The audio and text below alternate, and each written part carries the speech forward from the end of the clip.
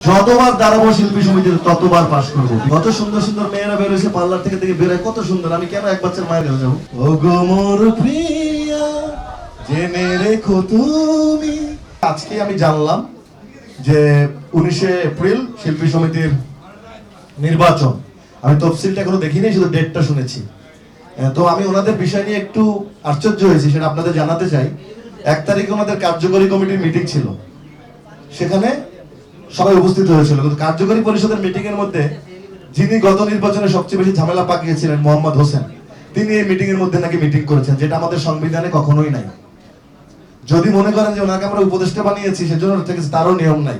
উপদেষ্টাদের জন্য আলাদা মিটিং হবে। উপদেষ্টাদের লেখা আছে সংবিধানে যে উপদেষ্টারা গঠন করে তাদের সাথে উপদেষ্টাদের কাছ থেকে পরামর্শ নিতে পারবে, এবং সেটা হবে উপদেষ্টাদের সাথে আলাদা মিটিং। কার্যকরী পরিষদের মিটিংয়ে কার্যকরী পরিষদের সদস্য ছাড়া কিন্তু কেউ থাকতে পারবে না।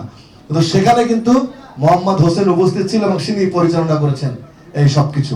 দেখেন কত অনিয়ম করতেছে প্রতিটা মানুষ, এবং সেখানে ইলিয়াস কাঞ্চনের মতো লোক সে সমর্থন করেছে। এটাও কিন্তু অন্যায়। আপনাদেরকে ধরে বলে দিলাম যে কার্যকরী পরিষদের মিটিংয়ে শুধু কার্যকরী সদস্য থাকবে যারা নির্বাচিত। মোহাম্মদ হোসেন এই শিল্পী সমিতির ভোটারও না। উনি কিন্তু গত নির্বাচনে আপিল বোর্ডের শত ঝামেলা উনি পাকিয়েছে। প্রযোজক সমিতির আজকে মামলা ওনার জন্য, এবং পিছন থেকে এই শিল্পী সমিতিকে যত বুদ্ধি দেওয়া, খারাপ বুদ্ধি দেওয়া, সব এই লোকটি করছে। কিন্তু শিল্পী সমিতি চালিতই করছে এই লোকটি, নাহলে কার্যকরী পরিষদের মিটিং এ উনি কিভাবে উনি থাকে মাথায় রেখেন। গেল 1। 2 নম্বর কোশ্চেন হচ্ছে আমি নির্বাচন করব কিনা, সেটা আজকেই তো আপনাদের মাধ্যমে ডেটটা জানলাম। আমি সেই সিদ্ধান্ত দিব। আসলে ডিপজল ভাই দেশের বাইরে আছেন। যদি নির্বাচন করি তাহলে ডিপজল ভাই, মিশা ভাই আমাদের সাথেই নির্বাচন করব। সেটা আপনাদের জন্য আর কয়েকটা দিন আপনাদের তার জন্য ওয়েট করতে হবে, বিকজ আজকে তো ডেট হলো, আমি তফসিলটাও পাইনি কবে ফর্ম জমা কেনা। আমি শুধু আপনাদের কাছ থেকে অনিয়মটা তুলে ধরলাম যে মোহাম্মদ হোসেন কিভাবে কার্যকরী পরিষদের মিটিং এর মধ্যে থাকে। এটা কিন্তু কোনো সাংবিধানিক নিয়ম নাই। 2বার কি 3বার নির্বাচিত আমি, সংবিধান আমার কাছে মুখস্থ। শিল্পী সমিতি কোথায় কি যদি বলতে বলেন আমি একদম কোর্স সহকারে সংবিধানের ধারা কত নাম্বার আমি বলে দিতে পারি, কারণ এটা আমি পড়েছি, পুরো মুখস্থ করেছি। এটা ওনারা অন্যায় করেছেন সেই মিটিং এর মধ্যে। সবচেয়ে বড় অন্যায় করেছেন ইলিয়াস কাঞ্চন সাহেব। উনি মোহাম্মদ হোসেনকে এই মিটিং এ পরামর্শ নিতে পারতেন আলাদা করে, সেটা আলাদা একটা মিটিং হতো উপদেষ্টার এবং কার্যকরী পরিষদের মিটিং এ। বাইরে আমাদের মিটিং এর সময় ফারুক ভাই এসে বসতেন, তখন ফারুক ভাই এমপি এবং উপদেষ্টা আমাদের। তখন আমরা বলতাম যে ভাইয়া একটু যদি আপনি পরিচালক সমিতিতে যেতেন। অবশ্যই উনি পরিচালক সমিতিতে যেতেন, আমরা মিটিং করতাম। এত অনিয়মগুলো হচ্ছে কারণ এই অবৈধভাবে বসলে এই এক সুবিধা, মিটিং মানে যা সবই তো অবৈধ করছে। তো এই জিনিসটা আমার কাছে খুবই খারাপ লেগেছে যে এটা সংবিধান রক্ষা করতে পারেনি এরা। আর দেখবেন এই নির্বাচনে এই সমস্ত চালিত হবে মোহাম্মদ হোসেনের কথায়। নামটা আবার বলি, শিল্পী সমিতি যখন সমিতিতে মামলা যত কিছু এসেছে মোহাম্মদ হোসেনের হাত ধরে। আমি আপনাদের কাছে এই নামটা আগেই বলে দিলাম কেন, উনি পিছনে সবসময় এইসব খারাপ কাজ করে, এবং দেখবেন এই নির্বাচনে সবকিছু পিছন থেকে ওই কমিটিকে সবকিছু নাড়াবে এই মোহাম্মদ হোসেন। আপনার খালি আপনার নামটা বলে দিলাম, দেখেন আমি বললাম। আর যেটা বললেন যে 19শে ফেব্রুয়ারি যে 19শে এপ্রিল যে নির্বাচন, সেটার ব্যাপারে আপনাদের কয়েকদিন ওয়েট করতে হবে। ডিপজল ভাই আসবে, ডিপজল ভাই চিকিৎসার জন্য বাইরে আছেন, উনি আসবেন। আসার পরে মিশা ভাইও যেহেতু আছেন, সবার সাথে বসে তারপর আমি আপনাদেরকে জানাবো যে আমি নির্বাচন করছি বা করছি কিনা, বা আমাদের প্যানেল কি হবে, বা নির্বাচনে আমরা থাকছি সক্রিয়ভাবে, এটা আপনাদেরকে জানিয়ে দিলাম। যে মানুষটা জুনিয়র ছেলে, তো কাঞ্চন ভাই বলবে যে আপনি একটু বাইরে যান, আমরা মিটিং করবো।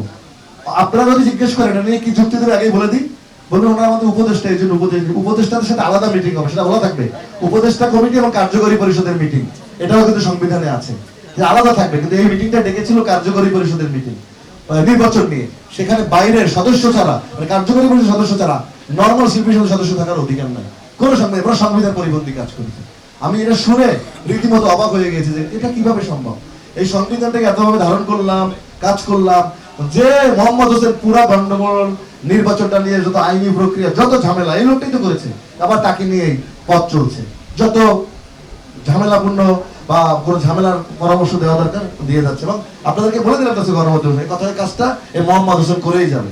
এবং মোহাম্মদ হোসেন এই মানে এফডিসি সুন্দর চলুক, পরিচ্ছন্ন চলুক, কখনোই উনি চাইনি। উনি একটা গন্ডগোল মামলা সবসময় লাগিয়ে সবসময় সব প্রযোজক সমিতির আজকে মামলার যে ঝামেলাগুলো দেখেন, একসময় আমার সাথে ঘুরছে, আমাকে বিভিন্ন ধরনের পরামর্শ দিয়েছে। তার মনে করলাম যে ভালোর জন্য দেয় মনে হয়। 2 দিন পর আমাকে ছেড়ে আবার যেদিন ভোট গণনা হলো আপিল বিভাগে, তারপর থেকে আবার যিনি আমার সাথে পরাজিত হয়ে জোর করে বসে আছেন, তার উপরে ভোট করলেন, তাকে দিয়ে বিভিন্ন পরামর্শ দিয়ে তুমি চালাচ্ছেন। এই this is the Mohammad Hossain. পারা না পারার কিছু ভয় আছে? তোমরা যখন বাসায় যাও বউ অনেক কথা বলে, উত্তর দাও। অত উত্তর দিতে গেলে গায়ের উপরে থাপ্পড় দেওয়া লাগে, গালগোল জড়ায়। কিন্তু পুরুষ মানুষ আমরা অনেক ধৈর্য ধারণ করি, তো আমরা কিছু বলি না। বাইরে এত কাজ করি, কষ্ট করি, কখনো বুঝতে চায় না। আর আমি তো আইনের প্রতি শ্রদ্ধা ছিল, আমি তো জোর করে কোর্ট যখন বলেছে স্ট্যাটাস কিউ এই চেয়ারে কেউ বসবে না, যখন বিচারপতি বলেছে উনি কি আইন মেনেছিল? উনি জোর করে গিয়ে বসছিল। তো জোর তো উনি টাকা গেছে কষ্টে, ওই চেয়ারে বসতেই হবে, ওই চেয়ারে বসে আছে। তা আমি কি বলবো চেয়ার থেকে বেরা মারামারি করবো? এই শিক্ষা বা এই ফ্যামিলির শিক্ষা তো আমার নাই। আমি তো আদালতের কাছে গিয়েছি, আদালতের সঙ্গে স্টে করেছে, আমি আইনের প্রতি শ্রদ্ধাশীল ছিলাম, আমি আইন বিচার করবে সেই অবস্থায় ছিলাম। সে তো সেই আইন কোর্টকে এখন মতো রায় দিয়েছেন না। আমি আবারও বলি, আজ পর্যন্ত কিন্তু উনি রায় পাইনি।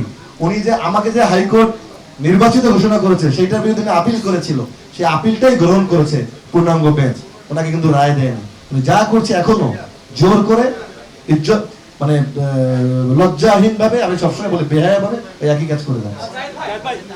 মেয়েদের সাথে মারামারি করেছে। মিশা ভাইয়ের কথা বলেছে, আমরা সফল ছুটি মিশা ভাই আমি দুইবার। আমি তো একবার বলে ধরাই গেছিলাম যে মিশা ভাই আমার সম্পর্ক হাজবেন্ড ওয়াইফের মতো। এরপর যে কত ট্রল করছে, আমার বউ সাজায়, মিশা ভাইয়ের হাজবেন্ড সাজায়, এটা চলতেই থাকে। মিশা ভাইয়ের প্রতি শ্রদ্ধা ভালোবাসা, সেই জন্য তো বলি যে আপনাদের একটু ওয়েট করতে হবে। ডিপজল ভাই দেশের বাইরে আছে, আসুক, বসে মিটিং করে আপনাদেরকে একটা চমক দেওয়ার চেষ্টা করবো নির্বাচনে। এবং মিশা ভাই বলতেই পারে, সে অধিকার তার আছে, সে তার অধিকার তার আছে, এবং এটা সব খোলাসা হয়ে যাবে সামনে। আমি যতবার দাঁড়াবো ততবার পাস, আমি আশাবাদী না, আমি চোখ বন্ধ করে পাস। আমি কাজ করেছি শিল্পীদের জন্য, শিল্পীরা আমাকে ভালোবাসে। নিপুণ সেটা পেরেছে, আপনার উপরে ছেড়ে দিলাম। এফডিসিতে 21 জনকে এক করতে পারছে, মিটিং এ 21 জনকে এক করতে পারে, সে 500 শিল্পীকে এক করবে, এত সোজা। যতবার দাঁড়াবো শিল্পী সমিতিতে ততবার পাস করবো, বিকজ এই কাঁধে জায়েদ খানের করোনা রোগীর লাশ নামিয়েছি আমি, মৃত্যু ঝুঁকি নেই। প্রতিটা দিন করোনার মধ্যে অসচ্ছল শিল্পীদের বাসায় বাসায় খাবার পাঠিয়েছি মিশা ভাই আমি। লাশের মাটিতে নেমেছি, যখন লাশ পেলে সন্তান পালিয়ে যাচ্ছে বাবা মা, আমি লাশ ছেড়ে পালাইনি। করোনা জেনেও সাদেক বাচ্চু, রানা আমিদ, কবরী, আমি লাশগুলো দাফন করেছি। সেই দোয়া আমার মানুষের প্রতি নাই? ঈদের সময় সবার বাসায় বাসায় উপঢৌকন পাঠিয়েছি ভালোবাসার স্বরূপ। এদিন মানুষ শিল্পীরা ভুলে যাবে কখনোই না। কি পেয়েছে শিল্পীরা? কই কাজ আছে, ছবি আছে? আমরা যারা লিড রোল করি তারা কিছু শিল্পী ভালো আছি, আর সবার কি অবস্থা, কি বাজে অবস্থা বলেন। কত কত কত আশা দেখিয়েছিল, মাননীয় প্রধানমন্ত্রীকে আনবে, 20টা ছবি করবে, কিছু হয়েছে? একজন শিল্পী ভালো কিছু করতে পারে, এটা শিল্পী সমিতির অবদান। ওই পেটে আসলে শিল্পী সমিতির মেম্বারই না, লাভ কি হলো? মানে কথায় এরা আগায় গেছে, কাজে নাই।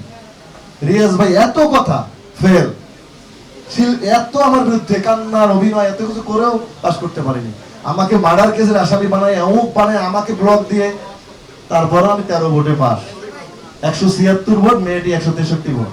বুঝতে হবে আমি কিন্তু ম্যান্ডেট নিয়ে শিল্পীদের ভোটে নির্বাচিত, জোর করে বসি নাই।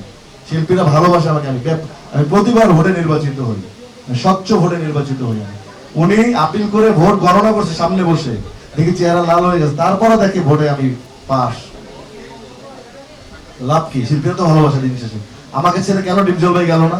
আমাকে ছেড়ে কেন মিশু ভাই গেল না? আমাকে ছেড়ে কেন রুবেল ভাই? রুবেল ভাই বলছে তুই না থাকার কারণে আজ পর্যন্ত শিল্পী সমিতি ঢুকি নাই। রোজিনা আবার ঢুকে, যারা লিজেন্ড দেখেন কয়জন ঢুকে? কেউ আসে? অরুণাদিরা আসে? সুচরিতা বা আজ পর্যন্ত শিল্পী সমিতি ঢুকছে? আর আমার সময় আপনারা কাকে পাননি? ফারুক ভাই, সোহেলানা ভাই, আনোয়ারা ম্যাডাম, সমস্ত যত ফ্রেম এখন শিল্পী আর শিল্পীদের, এটা মিশা সওদাগর এবং জায়েদ খানের সময় হয়েছে। যে পিকনিক করেছে সিনিয়র জুনিয়রের সম্মেলনে, কেউ কোনোদিন পারবে না। শিল্পীদেরকে অন করতে হয়। সংগঠন সবাই করতে পারে না, পর্দায় অভিনয় করে সবাই জনপ্রিয় হতে পারে, সংগঠন চালানো অন্য জিনিস। সংগঠন সবাই চালাতে পারে না। নিজের লোভ সামলাতে পেরেছে, অন্য শিল্পীকে কি পৃষ্ঠপোষকতা করবে? নিজেই ফর্ম কিনতে দৌড়, এখন মনোনয়ন দৌড়ে নিজে এমপি হবে, অন্য লোককে আগায় দেওয়ার সুযোগ আছে? উনি স্বাভাবিক সুস্থ জ্ঞানে ছিল না, কারণ সুস্থ স্বাভাবিক জ্ঞানের লোক এগুলো বলতে পারে না। নমিনেশন কার হবে না হবে, এটা মাননীয় প্রধানমন্ত্রী জননেত্রী শেখ হাসিনা নির্ধারণ করেন, তাকে দিবেন না, এটা কথা বলার কারো অধিকার নেই, মানে ক্ষমতাও নাই। এখন উনি তো এরকম অনেক কথাই বলছে, চঞ্চল চৌধুরীর সম্পর্কে বলছে, আপনাদেরও ঝাড়ি দিছিলেন দেখলাম একবার, আপনাদেরকে তথ্য মন্ত্রণালয় দেখা দেবে, আপনাদেরকে কি একটা শব্দ ইউজ করছিল কুরকুরি নাকি আপনাদের, সে শব্দ করার পরও আপনারা ঝাঁপাই পড়েন। তো আপনি আসলেই মনে হয় আপনাদের ঝামেলা আপনাদেরও আছে কিছু। তো বলে লাভ নাই, উনি যখন যেটা বলে অবৈধভাবে, তুমি যে ক্ষমতাটা মানুষ অবৈধভাবে নেয় সেটা প্রয়োগিত করে ক্ষমতা হবে, ভোটে তো পাশ করেনি, তো বুঝতে হবে তো দিন শেষে যে আমি তোমার বিবেকের কাছে কি, আমি তো পাশ করিনি, আমি একটা অন্যায় অনিয়ম করে জোর করে বসে আসছি, কোর্ট স্টে করছে তারপরে বসে আছে, এই তো করছে। তো সেখানে শিল্পীরা আসে, কয়জন সিনিয়র শিল্পীকে আপনারা এখন দেখেন, কারা আসে বলেন আপনি আমাকে? ওনারা আমাকে এসে যেভাবে মার্ডার কেসের আসামি বানানোর চেষ্টা করছে, যদি আমি অর্থে গরমিল করতাম, আমার আপনাদের ডেকে আমার চোর বানাইতো কখন? আমি জীবনে একটা চা ভাত আমি সমিতির টাকায় খাইনি কোনোদিন, আমি নিজের টাকায় খেয়েছি সারা জীবন, তার হিসাব আছে আলাদা। সমিতিতে যে পাখি পালতাম, যে মাছ পালতাম, মানে মাছ পানিতে থাকতো, কুরিয়াম থাকতো, পাখি, সমস্ত টাকা আমি আমার ব্যক্তিগতভাবে ব্যয় করতাম, কখনো সমিতির খাতে নেই। সম্ভবত ভালোই, আপাতত নাই, দেশে আমেরিকাতে আছে। তো ছবিটা যখন আমরা প্রিমিয়ার ছবিটা যখন আমরা সংবাদ সম্মেলন করবো, নিশ্চয়ই থাকবেন বা আসবেন, কথা হবে। আর ছবিটা নিয়ে তো মাত্রই সেন্সর হলো, এখন কালার গ্রেডিং করতে প্রডিউসার এবং পরিচালক ইন্ডিয়াতে আছেন। যখন আসবে নিশ্চয়ই আমরা যারা শিল্পীর এই ছবি ছিল সবাই মিলে অবশ্যই একসঙ্গে আপনাদের সামনে প্রচার করে এই এই যে আপনাদের যে একটা কি বলে একটা ধারণা চেঞ্জ করে দেবেন সবাই। ও গো মোর প্রিয়া, জেনে রেখো তুমি, তুমি ছাড়া এই প্রাণ রাখবো না আমি, তুমি শুধু তুমি এই অন্তরে।